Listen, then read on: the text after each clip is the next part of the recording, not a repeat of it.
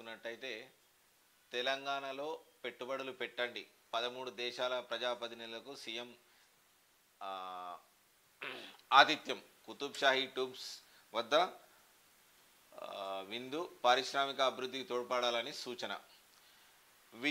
కొత్త విద్యుత్ విధానం నిపుణుల సలహాలు రాజకీయ పార్టీల అభిప్రాయాలను స్వీకరించి రూపొందిస్తాం ఇతర రాష్ట్రాల్లో విద్యుత్ విధానాలను అధ్యయనం చేసి మెరుగైన పాలసీని తీసుకొస్తాం ముఖ్యమంత్రి రేవంత్ రెడ్డి ప్రకటన కరెంటు కొనుగోళ్ల ఒప్పందాన్ని వెలికి తీయండి రైతులకు 24 గంటల కరెంటు ఇచ్చి తీరాల్సిందే గృహ అవసరాలకు 200 యూనిట్లు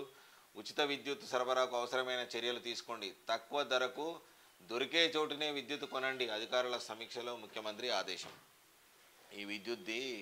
పెద్ద స్కామ్ అయింది అది అందరికీ తెలిసిన విషయమే దాదాపు 85 లక్షల కోట్లు స్కామ్ చేసిండు ఆ సీఎండి అయిన పేరు ఆయన రావే ఎక్కడ పోయిండో కూడా తెలుస్తలేదు ఇంకా ఇంతవరకు కూడా ఆయన ఎక్కడ కూడా ఇక్కడ ఉన్నాడు అని చెప్పేసి కూడా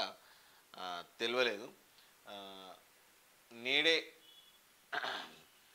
తెలియలేదు సో కొత్త విద్యుత్ విధానంలో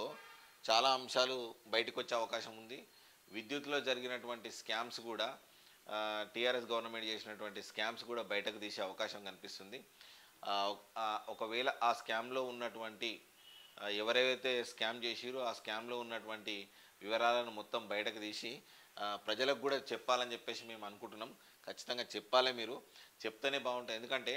ఎవరు ఏం చేసిరు అనేది కూడా ప్రజల ముందు ఉంచాలి ప్రజల ముందు ఉంచితేనే ఏ ప్రభుత్వమైనా సరే ఎవరైనా సరే ప్రజల ముందు ఉంచితేనే దానికి ఒక విలువ అనేది ఉంటుంది ఖచ్చితంగా రేవంత్ అన్న ఆ పని చేయి ఫస్ట్ ఆ పని చేసిన తర్వాత దానికి తెలుస్తుంది దాని విషయం ఏందనేది తెలుస్తుంది ఇక టీఎస్పీఎస్సీ చైర్మన్